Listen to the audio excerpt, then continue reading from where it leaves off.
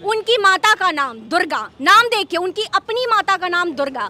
अभी पिछले महीने में केरल में 5000 साल पुराना एक कृष्ण मंदिर है, क्योंकि वो कृष्ण भक्त हैं, गुरुवायूर, वहाँ उन्होंने लाखों का सोने का मुकुट भगवान श्री कृष्ण के चरणों में अर्पित किया है।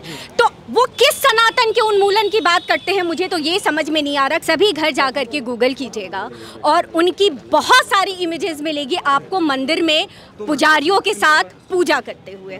तो अगर वो अपने बयान पे कायम है और सनातन को समाप्त करने की बात करते हैं, सनातन के उन्मूलन की बात करते हैं, तो उनके बयान के हिसाब से ही उनको तो आत्महत्या कर लेना चाहिए। जिस समय कांग्रेस प्रोग्रेस में थी, पैरेलल रूप से पाकिस्तान की प्रोग्रेस थी। जब से कांग्रेस नीचे आई, उधर से पाकिस्तान नीचे आया है। ये समझने की आवश्यकता है कि इस देश को भारत चला रहा था या पाकिस्तान CIA या ISS या चाइना चला रहा था।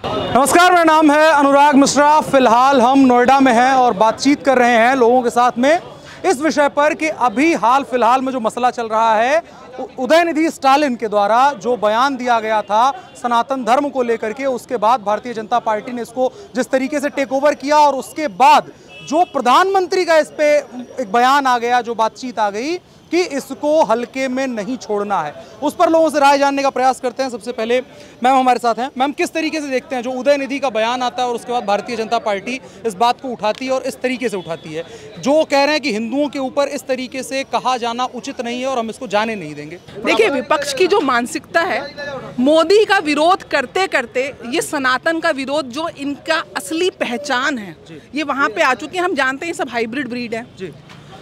इन लोगों को सनातन संस्कृति का हनन, ये वही मुगल और अंग्रेज़ों की औलादें हैं जिनका एक ही उद्देश्य था कि कैसे सनातन को हम पतन कर सकें। इतनी बड़ी बात कि सनातन को समाप्त करना है। सनातन एक डेंगू है, मलेरिया है, एक बीमारी है। भाई साहब, उदयनिधि साहब, पहले तो आपका शब्द ही संस्कृत से है, आपके नाम का अपना नाम बदल दीजिए। दूसरी बात, सनातन बीमारी नहीं है। सनातन इन सारी बीमारियों की, जो मानसिक रूप से, शारीरिक रूप से, बौद्धिक रूप से, सामाजिक रूप से, उन सारी बीमारियों की वो औषधि है जिससे ये पूरा विश्व कल्याण की बात करता है। सना का संस्कृत में अर्थ होता है निरंतर, तन का अर्थ होता है वर्तमान। जो निरंतर वर्तमान है वो सनातन है, जो शाश्वत है, जिसका ना आदि है ना अंत है, वो सनातन है।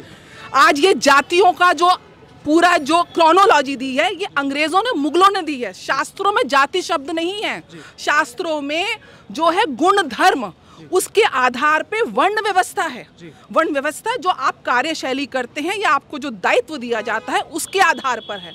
दूसरी बात, ये बोलते हैं उधर से एक और रक्त बीज आजकल बहुत पैदा हो रहे हैं, हम देखने आ रहे हैं। एक रक्त बीज यूपी से आया, इंडिया अलायंस में ये पूरे लोग शामिल हैं, किसी के द्वारा इसका खंडन नहीं किया गया, बल्कि उसका और समर्थन ही किया गया है। किस तरीके से देखते हैं? सामने लोकसभा चुनाव है, बार बार कहते हैं कि हिंदू मुसलमान पे भाजपा जाती है, इस बार तो ये लोग खुद ही फ्रंट फुट पे आ गए। मैं आपके चैनल के माध्यम से उदयनिधि स्टालिन साहब जी ने जो बयान दिया है, आप सभी जो भी ये चैनल अभी देख रहे हैं, आप सभी घर जाकर के गूगल कीजिएगा और उनकी बहुत सारी इमेजेस मिलेगी आपको मंदिर में पुजारियों के साथ पूजा करते हुए। तो अगर वो अपने बयान पे कायम है और सनातन को समाप्त करने की बात करते हैं, सनातन के उन्मूलन की बात करते हैं, तो उनके बयान के हिसाब से ही उनको तो आत्महत्या कर लेना चाहिए, क्योंकि सनातन परंपरा को निभाने का काम तो वो खुद करते हैं। उनकी माता का नाम दुर्गा, नाम देखिए, उनकी अपनी माता का नाम दुर्गा। अभी पिछले महीने में केरल में 5000 साल पुराना एक कृष्ण मंदिर है, क्योंकि वो कृष्ण भक्त हैं, गुरुवायूर, वहाँ उन्होंने लाखों का सोने का मुकुट भगवान श्री कृष्ण के चरणों में अर्पित किया है। तो वो किस सनातन के उन्मूलन की बात करते हैं, मुझे तो ये समझ में नहीं आ रहा, क्योंकि उनके घर में ही खुद सनातनी परंपरा है। तो क्या वो अपनी माता के साथ दुर्व्यवहार करेंगे? क्या वो अपनी माता को ये कहेंगे कि उन्हें सनातनी धर्म का, सनातनी जो परंपराएं हैं, उनका प्रचार प्रसार नहीं करना चाहिए, उनको नहीं फॉलो करना चाहिए? तो मेरा प्रश्न जो है वो तो उदयनिधि जी के साथ है कि वो अपने और अपने परिवार में क्या करेंगे। मसलने की बात करते हैं, सनातन मसल दो जी, सनातन को मसल दो। जो हाथ जोड़ करके जो वोटर से वो वोट मांगते हैं ना, स्टालिन जी मुझे वोट दीजिएगा, ये भी सनातनी परंपरा ही है। तो वो तो खुद रग रग में उनके सनातन बसा हुआ है।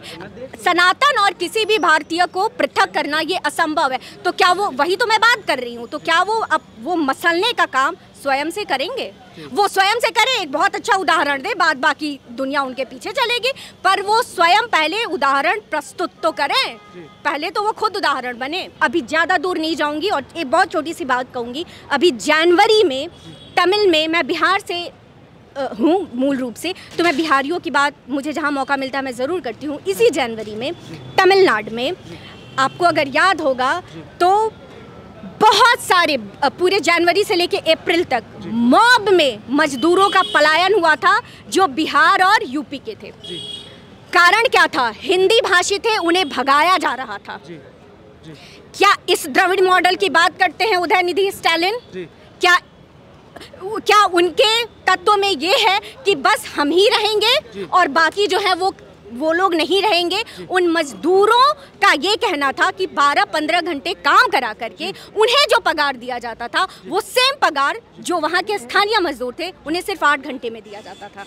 ये उनकी कंप्लेंट्स है, ये उनकी शिकायत है। आप तमाम लोग जो हैं वो बहुत भरोसे के चैनल से, हाँ बिल्कुल, आप चाहें तो फैक्ट चेक कर सकते हैं। तो ये उस समय हालत इतनी बुरी हो गई थी कि नीतीश कुमार जी को ट्वीट करना पड़ा और बात करनी पड़ी।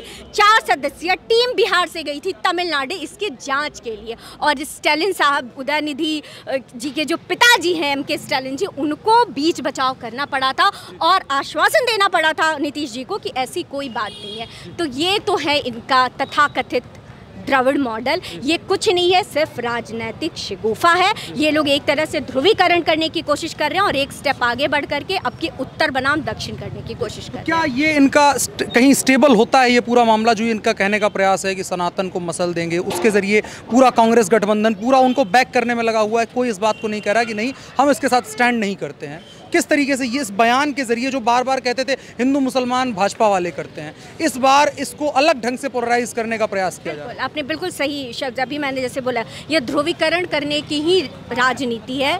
उत्तर बनाम दक्षिण, आर्य बनाम द्रविड़, हिंदू बनाम अन्य, ये ध्रुवीकरण की राजनीति है। और जो भाजपा की स्थिति दक्षिण भारत में है, 129 लोकसभा सीट है और सिर्फ इनके पास 29 है शायद, उसमें भी 25 कर्नाटका में है। विधानसभा कहीं दक्षिण में अभी भारत के पास, भाजपा के पास नहीं है। तो ये इसी चीज़ को इनकैश कराने की कोशिश कर रहे हैं और इसके लिए तो सत्ता सुख के लिए तो कहते हैं कि जो करना हो वो ये केन प्रकारेण सब करने को तैयार हैं, अपने घर में नहीं देख रहे हैं। ये जो कहते हैं, इनके तमाम बयान है कि I am a proud Christian, वो कहते हुए इनको बिल्कुल भी, जबकि है सनातनी, ये इनकी पत्नी ईसाई धर्म से हैं, ये छूट जो है, जो वो कहते हैं आई एम प्राउड क्रिश्चियन, ये छूट भी उन्हें सनातन धर्म ही देता है। तो वो तो अपने मूल को ही भूल चुके हैं और जो मूल को भूल जाए उसका कोई असर नहीं है। कई प्रश्न उठाए गए, आखिरी प्रश्न के तौर पर मैं पूछूंगा, कई प्रश्न उठाए गए, क्या और किसी धर्म के खिलाफ और किसी देश में कहीं भी खड़े होकर के यही बयान किसी और के बारे में अगर दिया गया होता तो अगर वो प्रतिक्रिया होती? और भी हमने घटनाएं हिंदुस्तान में ही देखी हैं, किसी और धर्म के विरुद्ध अगर कोई बोल दे तो उसको राजनीतिक रूप से किस तरीके से इनकैश कराया जाता और जो घटनाएं होती हैं। चलिए एक फिर से इतिहास की तरफ लेकर के चलती हूँ। मैं उस पत्रकार का नाम भूल रही हूँ, एक हंगेरियन पत्रकार थे जिन्होंने 1952 या 62, प्लीज़ चेक कर लीजिएगा, नेहरू जी का इंटरव्यू लिया था। उसके बाद जब इन्होंने वो हिंदू अधिनियम एक्ट लाया था, उसके बाद उनका एक इंटरव्यू हुआ था, हंगेरियन कोई पत्रकार थे। उन्होंने कहा था कि हिंदुओं के लिए तो आप ले करके आए, आप देखो तो सोशल रिफॉर्म की ज़रूरत मुस्लिम समाज में ज़्यादा है, जो फैक्ट है। तो सोशल रिफॉर्म के नाम पे अगर आप ये एक्ट लेकर के आए हैं तो आपने मुसलमानों के लिए कुछ क्यों नहीं किया? उनका जवाब ये था कि अभी हमारी ये हैसियत नहीं है कि हम मुसलमानों के खिलाफ कोई ऐसा सोशल रिफॉर्म के लिए भी कोई एक्ट या कोई बिल लेकर के आ पाए। तो ये आप सभी फैक्ट्स चेक कर सकते हैं। मैं बार बार बोलती हूँ कि आप फैक्ट्स प्लीज़ चेक कर लेना, कहीं कोई गड़बड़ नहीं दिखेगी।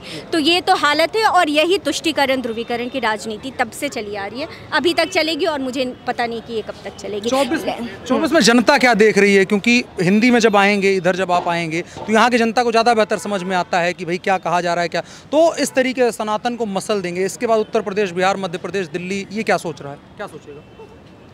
आपको क्या लगता है जिस पूरे एरिया में, पूरे एरिया में जहाँ हर रोज़ कोई ना कोई पर्व और त्यौहार है, जहाँ हमारा शीश हर दिन किसी न किसी देवता के आगे झुकता है। हम रोज़ उन देवताओं से प्रार्थना करते हैं। आपको क्या लगता है कि जहाँ ये जिसके दानंदनी में हैं वो लोग ऐसे बयान देने वाले लोगों को वोट देंगे? मुझे तो नहीं लगता, नहीं देंगे। इन्होंने अपने पैर पे कुल्हाड़ी नहीं मारी है, इन्होंने कुल्हाड़ी पे ही अपना पैर दे मारा है। मैं कहती हूँ आप ना मेरी सुनिए ना बीजेपी की सुनिए, आप सिर्फ इतिहास को खोलिए। 2014 से पहले जिस समय कांग्रेस पनप रही थी, जिस समय कांग्रेस प्रोग्रेस में थी, पैरेलल रूप से पाकिस्तान की प्रोग्रेस थी। जब से कांग्रेस नीचे आई उधर से पाकिस्तान नीचे आया है। ये समझने की आवश्यकता है कि इस देश को भारत चला रहा था या पाकिस्तान CIA या ISS या चाइना चला रहा था। इसरो को 2014 से पहले 2008 में चंद्रयान लॉन्च हुआ, कोई जानता है इसरो? और आज जिन्होंने लॉन्च किया इसरो के कौन है? सोमनाथ जी को। इसरो को नारायण नंबी स्वामी, आपने रॉकेटरी पिक्चर देखी होगी जी, भाई क्यों लॉन्च करने उसको क्योंकि US से चाइना सबसे बड़ा हथियारों का एक्सपोर्टर US से। जब तक ये सरकार थी इन्होंने देश के रक्षा तंत्र को कभी भी विकसित होने नहीं दिया। अगर एक बंदूक का बोल्ट तक बाहर से आता था, आज nuclear power, atomic power, space power, हमारी पनडुब्बियां बन रही हैं, हमारे हथियार बन रहे हैं। भारत चौथी बड़ी आर्मी बन चुकी है। यहाँ तक कि फार्मा की जो इनको सिर्फ वहाँ से पैसे लेकर इस देश को एक तरीके से व्यापार का इन्होंने आधार बनाया, अपनी रोटियां सेकी, कौन से गबन नहीं करे। एक चीज़ मैं कहूँ, इन्होंने कहा जो स्टालिन का बयान आया, उसके बाद प्रियंक खड़गे का भी बयान आया, मल्लिकार्जुन खड़गे के बेटे, उन्होंने कहा कि सुधार की बात होनी चाहिए, जातियों में बटा हुआ समाज है, समस्याएं हैं, उन्होंने उस पर कहा था। मंशा अलग थी इनकी। देखिए इनकी मंशा सनातन, ये सनातन को पतन करने वाले लाखों आए जनाब। मोहम्मद गोरी आया, चंगेज खान आया, अंग्रेज आए, यहाँ की मिट्टी में मल गए। सनातन को कोई हिला नहीं सकता, ये विश्व का धर्म है। और सबसे बड़ी बात है इनकी मानसिकता ही यही है, क्योंकि ये मोदी जी को काउंटर कर नहीं पा रहे हैं। 9 साल में भारत विश्व स्तर पर, विश्व नहीं ब्रह्मांड में भी आज तिरंगा लहरा रहा है, चंद्रमा पे लहरा रहा है, L1 में अभी लहराएगा, मंगलयान के माध्यम से लहरा रहा है। भारत आज वो विकास की गाथा लिख रहा है। 5वीं बड़ी इकोनॉमी बन चुकी है, G20 की अध्यक्षता कर रहे हैं, सड़कें बन रही हैं अत्याधुनिक, UPI, मतलब आप सोचिए माइक्रो से लेके मैक्रो लेवल तक जो काम हुआ है, ये लोग उसको, क्योंकि इन्होंने सिर्फ देश को लूटा, देश तंत्र को भारी ताकतों के माध्यम से। मुझे ये बताएं, राहुल गांधी जी 2008 में सांसद ही है ना, 2008 में चाइनीज कम्युनिटी पार्टी के साथ कौन सी MOU साइन करी थी? जिस समय कांग्रेस का खंडन भी नहीं कर रहे हैं इस बयान का। हाँ तो नहीं करेंगे ना, क्योंकि ये उन्हीं के ही यहाँ पे एजेंट घूम रहे हैं यहाँ पर। इनका एक ही आधार है, इस देश को बेचना है और अपनी रोटियां सेकनी है। नहीं तो इतने गबन, चाहे वो DLF हो, चाहे नेशनल हेराल्ड हो, चाहे बोफोर्स हो, एक से एक बड़ा गबन इन लोगों ने किया। इस देश की प्रॉपर्टी को हत्याया, देश में अनेकता का भाव रखा, चाहे वो शरीयत कानून 370, अरे भैया 370 धारा, या आज भारत के नाम पे ये विवादित करते हैं। भारत तो इसका वास्तविक नाम इस देश का भारत ही है। इंडिया तो अंग्रेजों की गुलामी के द्वारा दिया गया एक स्लैंग है, क्योंकि वो हिंदुस्तान नहीं बोल सकते थे। ये तो 2047 में होना चाहिए था ना, 2047 में ही POK क्यों गया? चाइना की जमीन 1962 में किसने दी? और आज ये बोलते हैं लद्दाख। अरे लद्दाख, मुझे गांव के नाम तो बता दें। आप डोकलाम में आप मीटिंग कर रहे हो चाइनीज कम्युनिटीज पार्टीज के साथ, MOU साइन कर रहे हो, उसका तो आप विवरण दे दीजिए सबसे पहले। और विदेशों में जाके भारत के लोकतंत्र की हाय हाय कर रहे हो। मैं आपके पास वापस आऊंगा मैम। जिस तरीके से उदयनिधि स्टालिन का बयान